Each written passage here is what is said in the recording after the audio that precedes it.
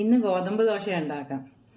അതിനാവശ്യമുള്ള സാധനങ്ങൾ: ഗോതമ്പ് മാവ്, ഒരു ചെറിയ സവാള ചെറുതായിട്ട് അരിഞ്ഞത്, വലുതാവരുത്, വലുതായാൽ പിന്നെ പരത്താൻ പാടായിരിക്കും, ഒരു പച്ചമുളക് ചെറുതായിട്ട് അരിഞ്ഞത്, പിന്നെ മല്ലിയില അതും ചെറുതായിട്ട് അരിഞ്ഞത്, ഒരു മുട്ടയും. ഇനി നമുക്കിതെല്ലാം കൂടെ മിക്സ് ചെയ്യാം.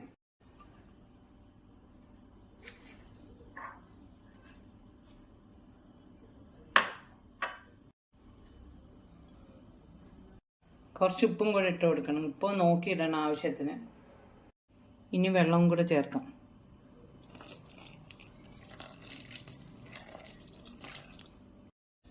കുറച്ച് വെള്ളം ഒഴിച്ച് വേണം മിക്സ് ചെയ്യാൻ. ഒരുപാട് ലൂസ് ആവരുത്, ഈ ഒരു കൺസിസ്റ്റൻസിയിൽ വേണം. മാവെല്ലാം മിക്സ് ചെയ്ത് ഒരു 10 മിനിറ്റ് വെച്ചതിന് ശേഷം നമുക്ക് ദോശ ഉണ്ടാക്കാം. ഒരു 10 മിനിറ്റ് കഴിഞ്ഞപ്പം പാൻ വെച്ച് ചൂടായിട്ടുണ്ട്. ഇനി മാവ് ഒഴിക്കാം.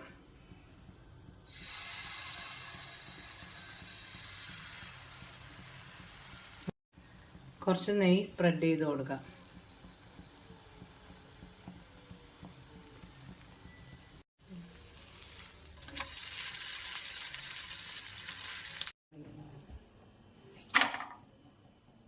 ദോശ റെഡിയായിട്ടുണ്ട്.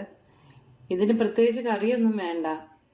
ഇത് നല്ല ടേസ്റ്റാണ്. മല്ലിയിലയുടെയും മുട്ടയൊക്കെ ചേർത്തതിൻ്റെ ഒക്കെ നല്ല ടേസ്റ്റാണ് ഇതിന്.